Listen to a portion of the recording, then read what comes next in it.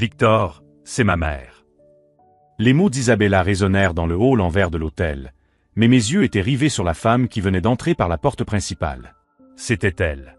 La même femme sans abri à qui j'avais offert de l'eau et ma veste 2 heures plus tôt, lorsque je l'avais trouvée assise sur le trottoir devant l'église. À présent, elle marchait vers l'hôtel avec l'allure d'une reine, vêtue d'une robe Chanel qui coûtait plus cher que ma voiture. Je m'appelle Victor, j'ai 32 ans, et je viens de découvrir que le jour de mon propre mariage, sans le savoir, j'ai aidé la femme la plus riche de l'État de New York. Une femme que ma fiancée Isabella avait décrite comme « morte pour la famille » il y a plus de 10 ans. La salle était plongée dans un silence absolu.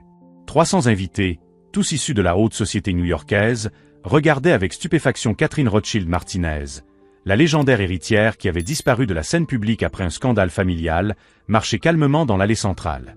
Sa fortune était estimée à 4 milliards de dollars, et elle n'était pas apparue en public depuis 2012. « Impossible », murmura Isabella à côté de moi, le visage pâle. « Elle est morte. Mon père a dit qu'elle était morte dans un accident de voiture à Londres. Mais je savais qu'elle n'était pas morte. 2 heures plus tôt, lorsque j'avais quitté l'église pour prendre l'air et calmer mes nerfs avant le mariage, je l'avais trouvée assise sur les marches de l'église Saint-Patrick. Elle était vêtue de vêtements usés, tremblant de froid dans le vent glacial de décembre. Ses cheveux gris étaient ébouriffés et elle tenait une pancarte en carton sur laquelle était écrit « Toute aide est la bienvenue ». La plupart des gens passaient devant elle sans même la regarder. Typique de Manhattan, tout le monde est trop occupé par sa propre vie pour remarquer la souffrance qui se trouve juste devant eux. Mais quelque chose dans ses yeux m'a fait m'arrêter. Ce n'était pas du désespoir que je voyais là. C'était une intelligence vive, presque pénétrante, comme si elle étudiait chaque personne qui passait. « Excusez-moi, madame », lui ai-je dit en m'arrêtant devant elle. « Voulez-vous un peu d'eau? Ou quelque chose à manger ?» Elle a levé les yeux vers moi, des yeux d'un bleu profond que je reconnaissais maintenant comme étant identiques à ceux d'Isabella. « De l'eau serait merveilleux, jeune homme », a-t-elle répondu d'une voix rauque mais polie. « Je n'ai rien mangé depuis hier. » Sans hésiter, je suis entré dans l'épicerie la plus proche et j'ai acheté de l'eau, un sandwich à la dinde et une soupe chaude. À mon retour, j'ai retiré ma veste Hugo Boss, un cadeau de mariage des parents d'Isabella, et je l'ai posée sur ses épaules tremblantes. « Merci », a-t-elle dit, les yeux remplis de larmes. « Je me souviendrai de votre gentillesse. » À ce moment-là, quelque chose d'étrange s'est produit. Elle a touché ma main pendant que je lui tendais la nourriture et m'a murmuré « C'est quand personne ne regarde qu'on voit le vrai caractère d'une personne. Vous êtes un homme bien, Victor. » J'étais surpris. Je ne me souvenais pas lui avoir dit mon nom. Maintenant, en la regardant marcher dans l'allée de mon mariage, j'ai compris que j'avais été testé. Et apparemment, j'avais réussi. Si vous aimez cette histoire qui raconte comment un simple geste de gentillesse a complètement changé mon mariage, n'oubliez pas de vous abonner à la chaîne pour découvrir comment cette révélation a tout transformé. Isabella m'a agrippé le bras avec force. « Victor, tu ne comprends pas. Si elle est en vie, cela signifie que mon père a menti sur tout.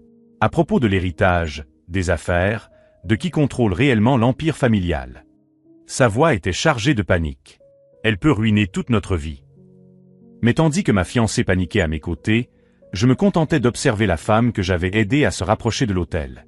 Car je comprenais désormais que ce mariage n'était pas ce que je pensais. Et je n'étais pas non plus celui qu'Isabella croyait que j'étais.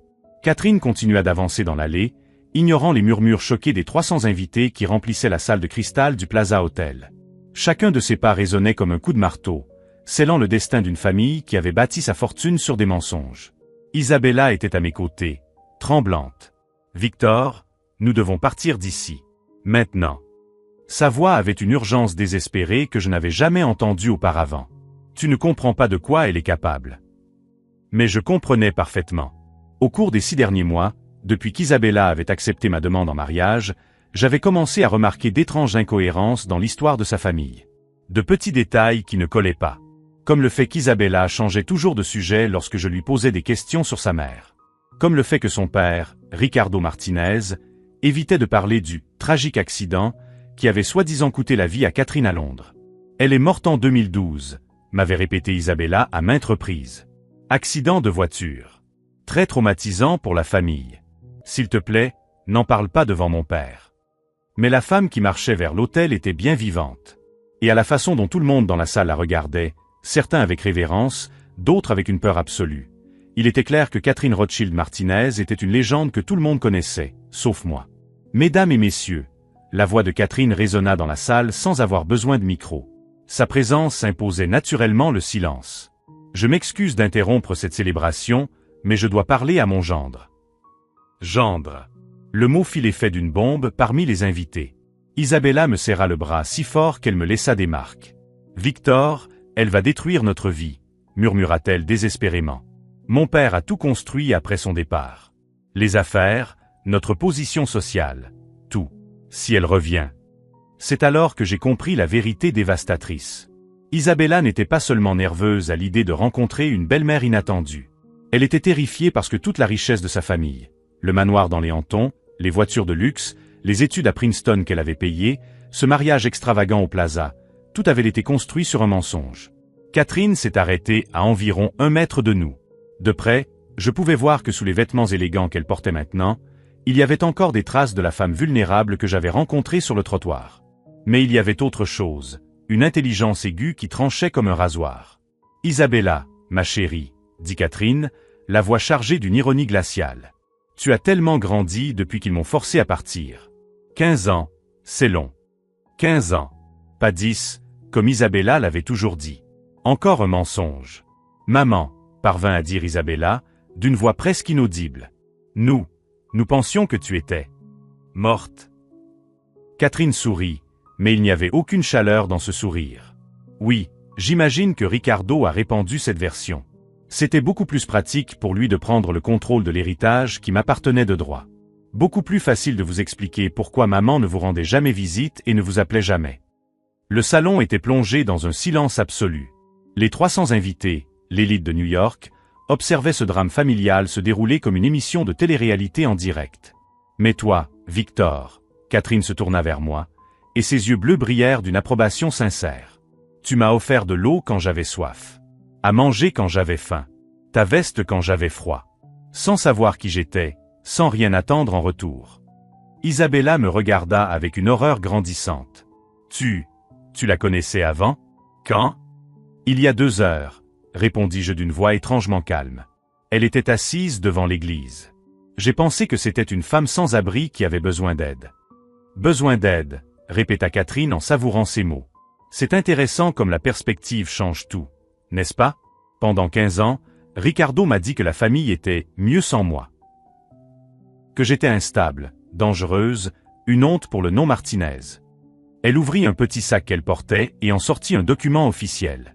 Imaginez ma surprise quand j'ai découvert, grâce à des détectives privés, que ma propre fille se mariait avec l'argent qui m'avait été volé. Le document tremblait dans les mains d'Isabella tandis qu'elle le lisait. C'était une ordonnance du tribunal, avec le sceau du tribunal de New York. Une ordonnance de saisie, expliqua Catherine calmement. Efficace immédiatement.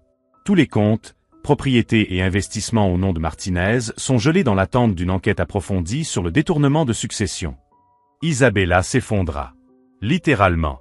Ses jambes se dérobèrent sous elle et elle s'agrippa à ma chemise, les yeux remplis de larmes de panique. « Victor, je t'en prie. Tu dois m'aider. Je ne savais pas. Je te jure que je ne savais rien. » Mais elle savait. Je l'ai vu dans ses yeux.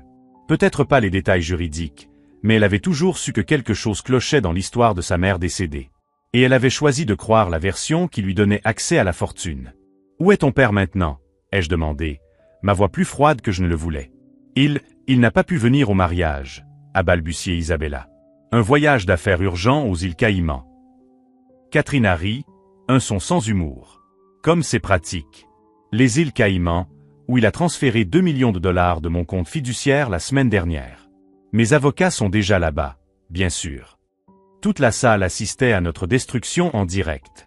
Les chuchotements grandissaient comme des vagues. Des téléphones portables apparurent, enregistrant chaque seconde de ce scandale qui ferait la une de tous les journaux new-yorkais le lendemain. Mais tout à quoi je pouvais penser, c'était à la femme tremblant de froid que j'avais rencontrée 2 heures plus tôt. Une milliardaire qui avait été contrainte de vivre dans la rue pour échapper à une famille qui l'avait trahie et volée. Et à la femme que je croyais aimer, qui m'avait menti sur tout. Catherine m'a regardé avec ses yeux perçants. « Victor, tu as un choix à faire. Tu peux rester avec ma fille et couler avec cette imposture, ou tu peux te joindre à moi pour réparer 15 ans d'injustice. » Je regardais Isabella, qui s'accrochait toujours à ma chemise comme une enfant perdue. Puis je regardais Catherine, la femme qui avait testé mon caractère 2 heures plus tôt à mon insu. Le choix était évident. Mais ce qu'aucune d'elles ne savait, c'est que j'avais gardé quelque chose de notre conversation sur le trottoir. Quelque chose qui allait complètement changer le cours de cette histoire. La tension dans la salle était palpable. 300 invités de l'élite new-yorkaise assistaient en silence à la désintégration de l'une des familles les plus puissantes de la ville. Des téléphones portables enregistraient discrètement, sachant qu'ils étaient témoins de ce qui allait être le scandale de l'année. Catherine observa mon expression pensive et sourit. « Tu es en train de tout analyser, n'est-ce pas, Victor? Tu découvres tous les mensonges qu'Isabella et Ricardo ont racontés pendant leurs 2 années ensemble. » Isabella s'accrochait toujours à mon bras, ses doigts tremblants. « Victor, je t'en prie. Je peux tout expliquer. Mon père a dit que c'était pour notre protection. Qu'elle était devenue instable après la mort de mon grand-père et que... » Instable. Catherine rit, mais il n'y avait aucune trace d'humour dans sa voix. C'est intéressant comme ce mot revient dans toutes les versions de l'histoire que Ricardo a inventées. Elle ouvrit à nouveau son sac à main et en sortit un deuxième document. « Victor, savais-tu que ta fiancée possède un fonds fiduciaire de 15 millions de dollars qui aurait dû m'être transféré lorsqu'elle a atteint l'âge de 25 ans? » Isabella pâlit encore plus. « Je ne. » « Tu ne le savais pas, » termina Catherine à sa place. « Ou tu ne voulais pas le savoir. Parce que les documents montrent ta signature autorisant le transfert de ces fonds vers un compte aux îles Caïmans. Ta signature, Isabella. Datée d'il y a 6 mois. » Toute la salle murmura. Certains invités se levaient déjà discrètement, réalisant que leur association avec cette famille pourrait ternir leur propre réputation.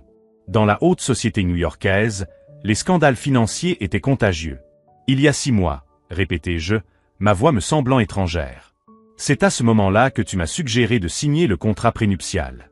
Tu as dit que c'était pour nous protéger tous les deux. » Isabella me regarda d'un air suppliant. « Victor, tu dois comprendre. Mon père a dit que c'était temporaire. Qu'il réorganisait les investissements de la famille pour voler 15 millions de dollars de mon héritage, » l'interrompit froidement Catherine. « Et pour t'utiliser comme complice légal, puisque techniquement, l'argent était à ton nom. » C'est alors que Margaret Ashford, l'une des matriarches les plus respectées de la société new-yorkaise, se leva de sa table. Elle connaissait Catherine depuis son enfance et sa voix résonna dans la salle. « Catherine Rothschild Martinez, tu as disparu pendant 15 ans. Où étais-tu pendant tout ce temps? » Catherine se tourna vers son amie de longue date avec dignité. « Je vivais dans la rue, Margaret. Littéralement. Après que Ricardo ait falsifié des documents médicaux me déclarant mentalement incapable, il a gelé tous mes comptes et m'a fait interner de force dans une clinique psychiatrique privée.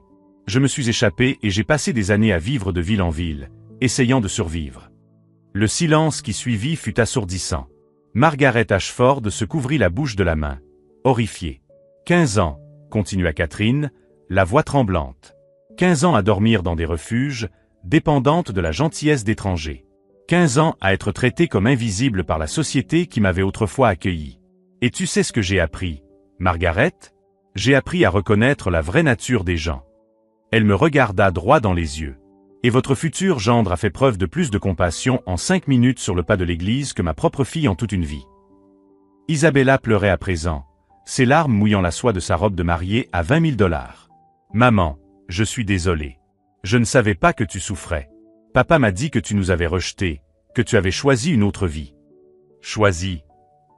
La voix de Catherine monta d'un octave. « Tu crois que j'ai choisi d'être drogué au sédatif jusqu'à ne plus pouvoir penser clairement? Que j'ai choisi que ma propre fille signe des documents me déclarant civilement morte? » C'est à ce moment-là que je remarquai quelque chose que personne d'autre n'avait remarqué. Pendant notre conversation sur le trottoir devant l'église, lorsque Catherine m'avait touché la main et m'avait dit que j'étais un homme bon, elle avait discrètement glissé quelque chose dans la poche de ma veste. Je ne l'avais trouvé que lorsque je me changeais pour le mariage. Une petite carte avec un numéro de téléphone et un message. « Si quelque chose d'inattendu se produit aujourd'hui, appelle ce numéro. Une amie. » À l'époque, j'avais pensé qu'il s'agissait simplement de la carte d'un service social ou d'un refuge. Je l'avais rangée dans la poche intérieure de mon pantalon sans y prêter attention. Mais maintenant, « Catherine, » dis-je, ma voix tranchant le drame. « Tu savais que j'allais épouser Isabella lorsque nous nous sommes rencontrés sur le trottoir. » Ce n'était pas une question. C'était une affirmation. Elle m'a étudié de ses yeux bleus perçants. « Tu es plus perspicace que je ne le pensais, Victor. » Oui, je le savais. Je suis la vie de ma fille à distance depuis des années. Détective privé, journaux, registre public. Quand j'ai appris qu'elle allait se marier, j'ai décidé qu'il était temps de revenir. Alors tout était planifié, murmura Isabella, la prise de conscience se lisant sur son visage. La rencontre dans la rue, le fait d'être ici aujourd'hui. Pas tout, corrigea Catherine. J'avais vraiment faim et froid ce matin. J'avais vraiment besoin d'aide. Ce qui n'était pas prévu, c'était la gentillesse sincère de votre fiancé.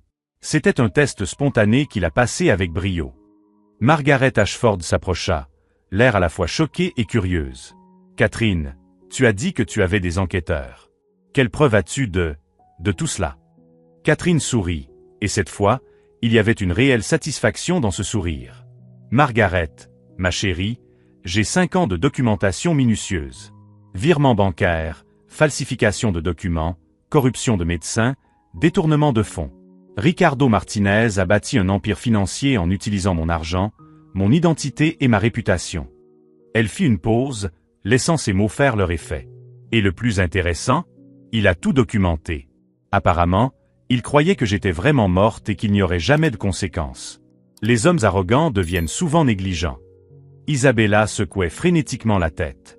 Non, non, non. Ce n'est pas possible. Victor, nous pouvons partir d'ici. Nous pouvons aller en Europe, commencer une nouvelle vie. Avec quel argent? Demandai-je calmement. Si j'ai bien compris, toute la fortune de votre famille a été volée. Et vous avez participé au vol. Je ne savais pas, cria-t-elle, sa voix résonnant dans le salon. Je te jure que je ne savais pas tout. Mais je voyais la vérité dans ses yeux. Elle ne connaissait peut-être pas tous les détails juridiques, mais elle savait qu'il y avait quelque chose qui clochait dans l'histoire de sa mère décédée. Et elle avait choisi de ne pas poser de questions, car l'ignorance était plus confortable que la vérité. Catherine s'approcha de moi, ignorant complètement sa fille en pleurs. Victor, tu as dit que tu avais gardé quelque chose de notre conversation. Qu'est-ce que c'est? Je touchai la poche où j'avais rangé la carte. Mais il y avait autre chose. Pendant notre conversation sur le trottoir, lorsqu'elle avait mentionné ma gentillesse, j'avais pris une photo d'elle avec mon téléphone portable. Pas pour la publier sur les réseaux sociaux ou quoi que ce soit d'autre. Mais parce que quelque chose dans sa dignité, même vêtue de vêtements usés, m'avait profondément touché. J'ai pris une photo, ai-je admis. Et tu m'as donné une carte. Catherine acquiesça d'un signe de tête. Garde cette photo, Victor. Elle pourrait être importante comme preuve que notre rencontre était authentique et non mise en scène. Et la carte, eh bien, le numéro est directement relié à mon avocat. Au cas où vous décideriez que la vérité vaut mieux qu'un mensonge confortable. Isabella saisit mon visage entre ses mains. Victor, je t'en prie. Je t'aime. Nous pouvons surmonter cela. Nous pouvons reconstruire nos vies ensemble. Je regardais dans les yeux de la femme que je croyais connaître. Des yeux qui avaient versé de fausses larmes sur la mort tragique de sa mère. Des yeux qui m'avaient convaincu de signer des documents que je ne comprenais pas complètement. Des yeux qui me regardaient maintenant avec désespoir, non pas à cause d'un amour perdu, mais à cause d'une sécurité financière perdue. Isabella, dis-je doucement en retirant ses mains de mon visage. Tu m'as passé 2 ans à me dire que ta mère était morte. Qu'elle était morte dans un accident de voiture traumatisant. Tu m'as fait me sentir coupable de te poser des questions sur elle. Ma voix s'est durcie. Mais elle était vivante. Elle souffrait dans la rue pendant que tu dépensais l'argent qu'elle t'avait volé en robe de créateur et en dîner cher. Et tu le savais. Je ne savais pas, répéta-t-elle, mais sa voix sonnait creux à présent. Peut-être que tu ne connaissais pas tous les détails, concédai-je. Mais tu savais que quelque chose n'allait pas. Et tu as choisi de ne pas chercher à savoir parce que la vérité t'aurait dérangé. Catherine observait notre interaction avec un intérêt clinique. Victor, tu as un choix important à faire. Tu peux partir d'ici avec Isabella et essayer de construire une vie basée sur l'argent volé et les mensonges. Ou tu peux te joindre à moi pour réparer 15 ans d'injustice. J'ai regardé autour de moi dans la salle. Les 300 invités nous observaient comme si nous étions dans une émission de télé-réalité en direct. Isabella était dévastée, ses larmes maculant son maquillage coûteux. Catherine était calme, digne, attendant patiemment ma réponse. Mais il y avait quelque chose qu'aucune d'elles ne savait. Quelque chose que j'avais découvert sur la carte que Catherine avait glissée dans ma poche.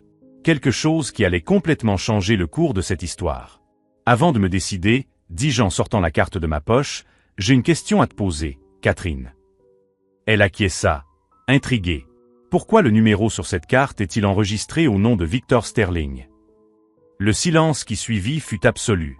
Catherine cligna des yeux une fois, 2 fois, comme si elle essayait de comprendre une information impossible. « C'est impossible », murmura Isabella en regardant la carte dans ma main. Mais Catherine se mit à sourire. Un sourire lent, étonné, comme si un puzzle impossible était enfin en train de se résoudre. « Sterling », répéta-t-elle lentement. « Victor Sterling. Quel âge as-tu, Victor ?»« 32 ans, répondis-je automatiquement. « Et où es-tu né ?»« À l'hôpital Mount Sinai, le 9 décembre 1991. » Catherine a couvert sa bouche de sa main, des larmes commençant à couler sur ses joues. « Mon Dieu !» a murmuré Margaret Ashford, comprenant avant nous tous. « Catherine, tu n'avais pas qu'une seule fille, n'est-ce pas ?» Catherine a lentement secoué la tête, les yeux fixés sur moi. « Ricardo ne m'a pas seulement volé mon argent et mon identité. Il m'a volé mes 2 enfants. » Toute la salle resta silencieuse, tandis que la vérité la plus impossible se révélait. Je n'étais pas seulement le fiancé d'Isabella. J'étais le frère jumeau dont elle n'avait jamais soupçonné l'existence. Le silence dans la salle était absolu. 300 invités de l'élite new-yorkaise essayaient de comprendre l'impossibilité de ce qu'ils venaient d'entendre. Victor Sterling, le frère jumeau d'Isabella Martinez. Séparé à la naissance par un père qui avait bâti son empire sur le mensonge et la manipulation. « C'est impossible », murmura Isabella, ses mots brisant le silence comme du verre brisé. « Victor, tu ne peux pas être mon frère. Nous allions nous marier. » Catherine sortit une enveloppe de son sac, les mains légèrement tremblantes. « Ricardo m'a dit que l'un des jumeaux était mort à la naissance. Que toi, Isabella, tu étais la seule survivante. Il a falsifié le certificat de décès, versé des pots de vin à l'hôpital et m'a donné des sédatifs si puissants que je n'ai rien pu demander. » Elle me regarda droit dans les yeux. « Victor a été donné à l'adoption par une agence privée contrôlée par Ricardo. Il a probablement été vendu à une famille qui a payé cher pour un bébé sans antécédents médicaux compliqués. » Mon esprit était en proie à une panique totale. Des souvenirs d'enfance commençaient à prendre un sens troublant. Pourquoi mes parents adoptifs ne m'avaient-ils jamais parlé de mes origines biologiques? Pourquoi avais-je toujours eu le sentiment qu'il manquait quelque chose dans ma vie? Pourquoi, lorsque j'avais rencontré Isabella 2 ans plus tôt, avais-je ressenti une connexion instantanée que j'avais confondue avec l'amour romantique? Les Sterling, murmurai-je, les pièces du puzzle s'assemblant. Mes parents adoptifs. Ils sont morts dans un accident de voiture quand j'avais 18 ans. Ils ne m'ont jamais dit qui étaient mes parents biologiques. Catherine acquiesça tristement. Ils ont probablement reçu des instructions spécifiques de Ricardo de ne jamais révéler la vérité. Les hommes comme lui ne laissent pas de traces. Isabella secouait frénétiquement la tête. Non, non, non. Ce n'est pas possible. Victor, tu dois te souvenir de quelque chose. Un souvenir d'enfance, un signe. Mais je m'en souvenais. Des rêves étranges depuis mon enfance, dans lesquels une petite fille aux cheveux bruns jouait avec moi dans un jardin que je n'avais jamais vu. Des cauchemars récurrents dans lesquels j'étais séparé de quelqu'un d'important. Le sentiment constant qu'une partie de moi-même avait disparu. Tu as toujours dit que tu te sentais connecté à moi depuis notre première rencontre, continua Isabella, la voix désespérée. Tu as dit que c'était comme si nous nous connaissions depuis des années. Parce que nous nous connaissions, dit Catherine doucement. Vous avez passé les 9 premiers mois ensemble. Le lien entre jumeaux ne disparaît jamais complètement. Il se manifeste simplement sous des formes que nous ne comprenons pas. Margaret Ashford s'approcha, le visage empreint d'horreur et de fascination morbide. Catherine, tu en es absolument certaine? Les implications sont... J'ai les résultats du test ADN, l'interrompit Catherine en sortant des documents officiels de l'enveloppe. J'ai prélevé des échantillons de cheveux dans l'appartement de Victor il y a 3 semaines, quand j'ai appris le mariage. Les tests le confirment, 99,9% de probabilité de parenté fraternelle.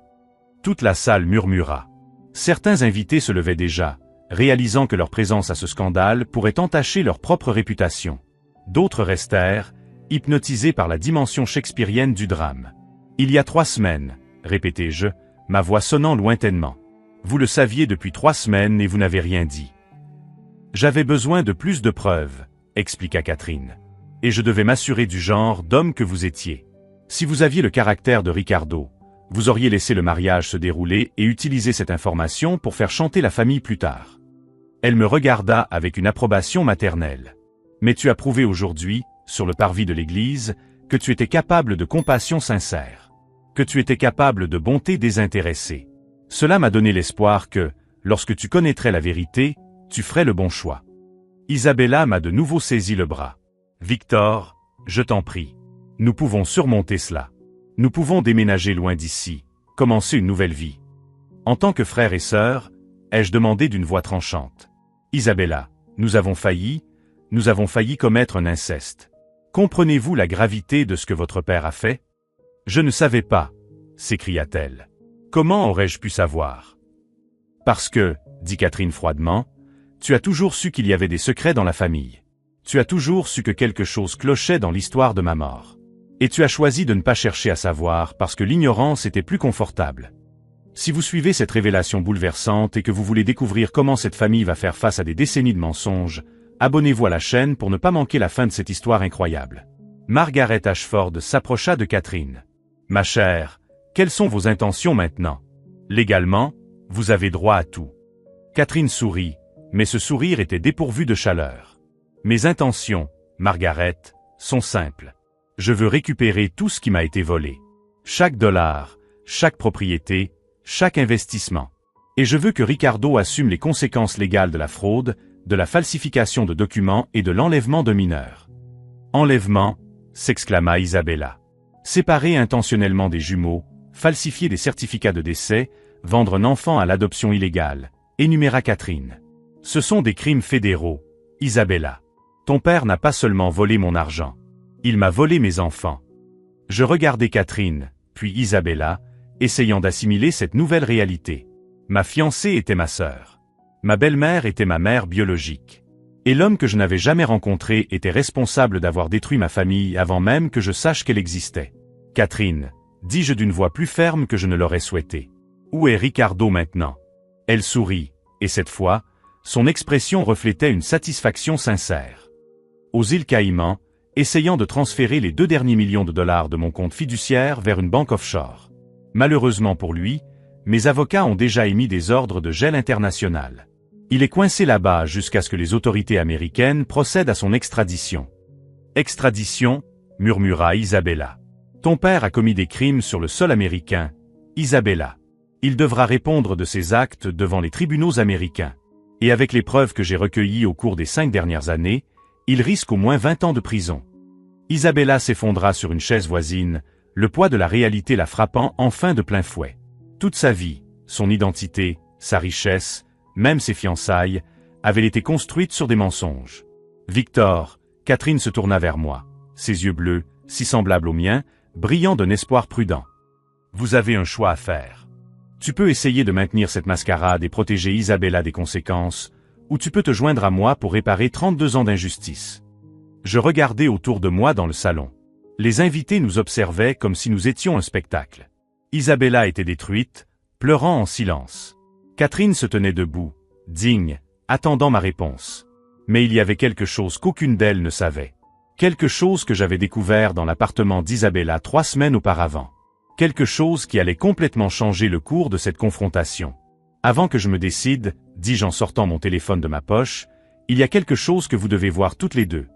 Catherine haussa un sourcil, intriguée.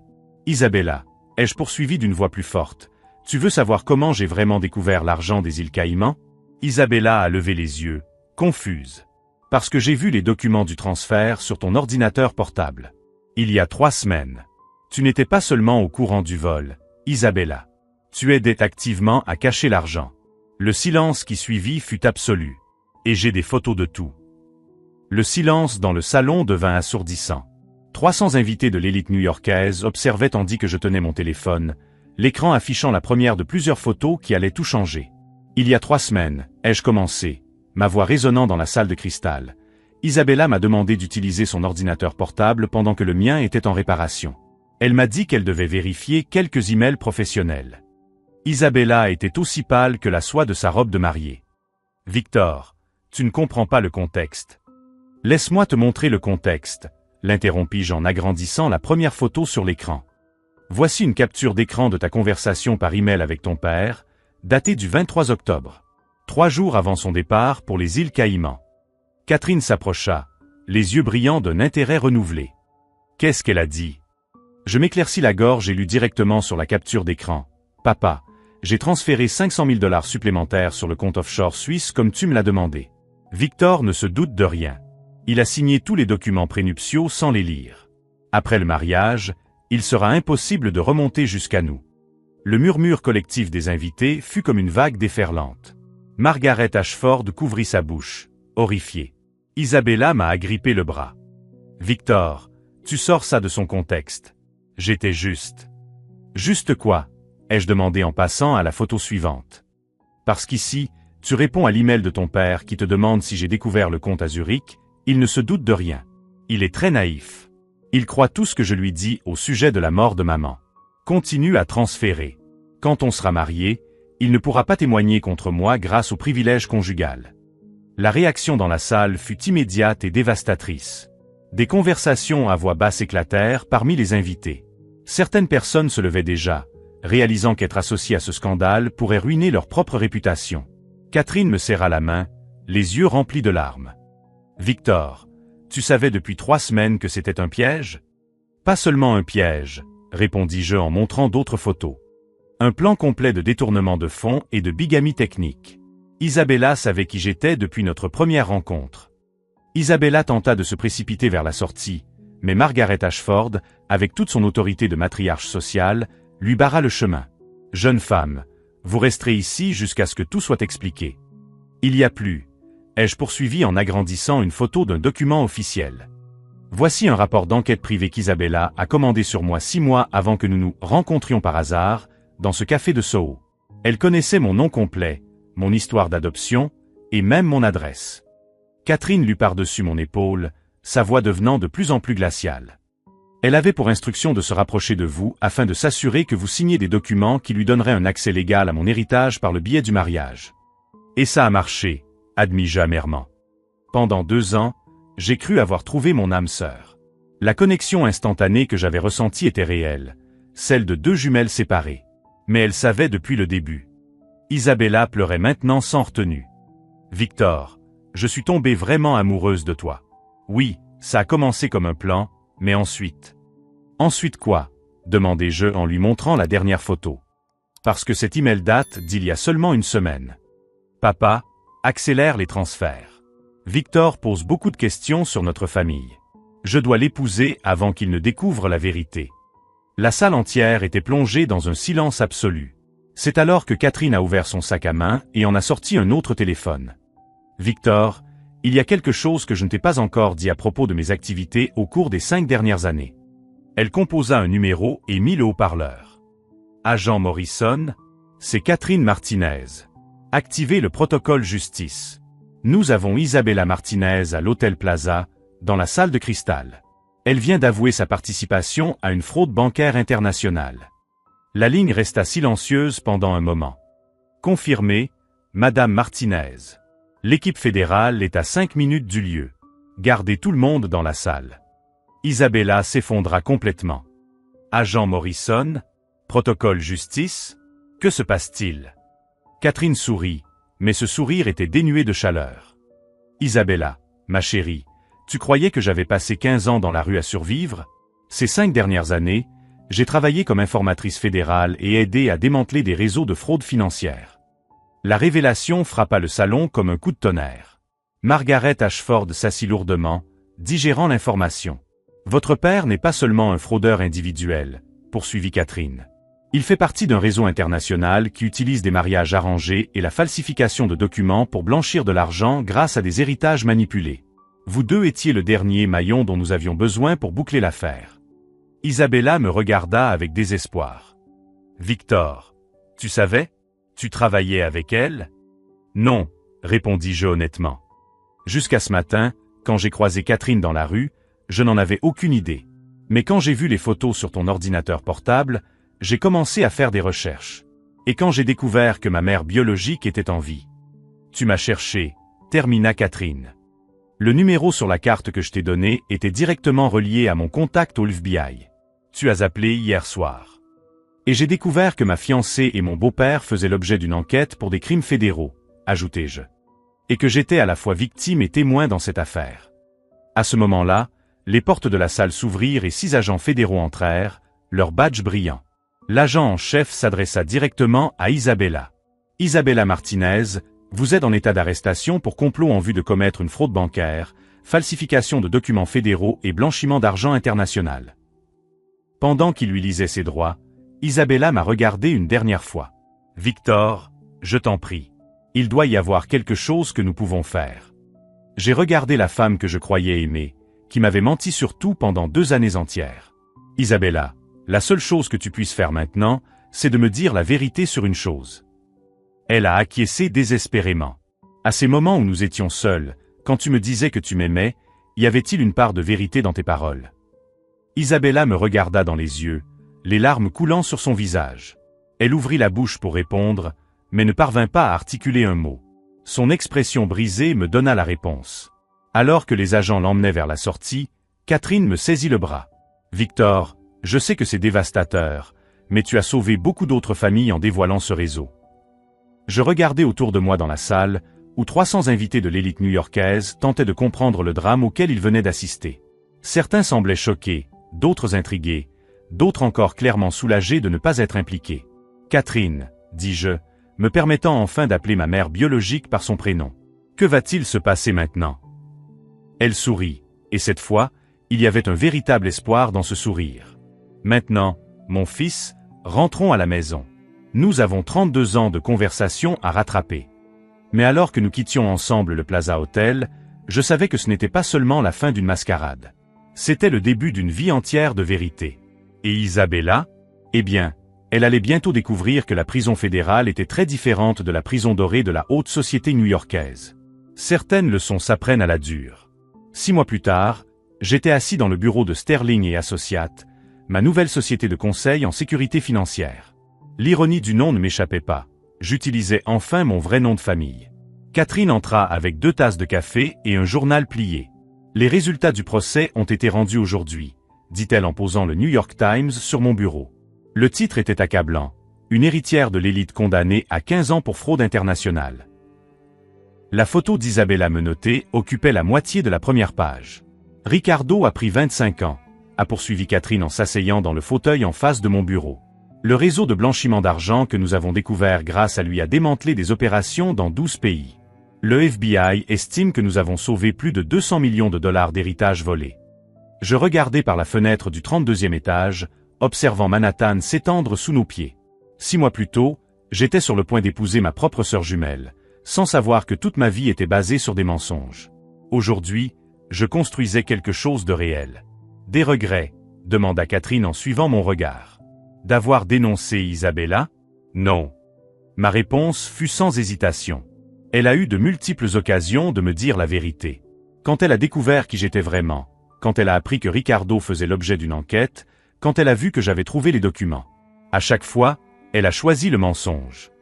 Catherine acquiesça d'un signe de tête compréhensif. Au cours des 6 derniers mois, nous avions passé des heures à discuter, à reconstruire une relation maternelle qui nous avait été volée.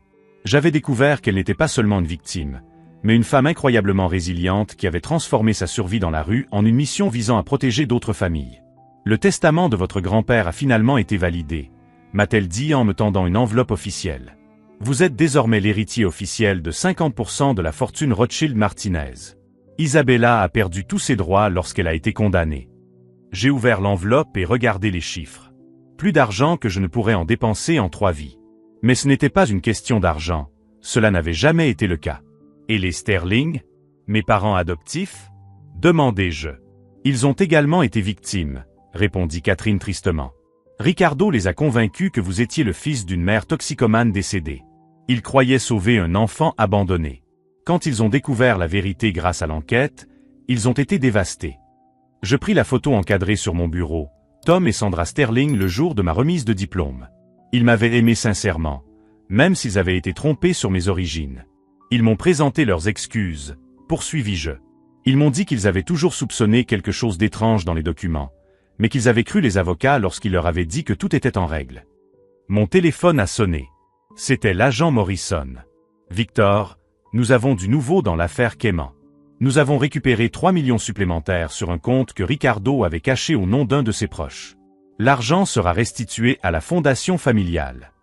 Merci, agent Morrison. » J'ai raccroché et j'ai regardé Catherine. En 6 mois, elle était passée d'une femme sans abri que j'avais trouvée sur le trottoir à la matriarche de l'une des familles les plus puissantes de New York. Mais plus important encore, elle était devenue ma mère.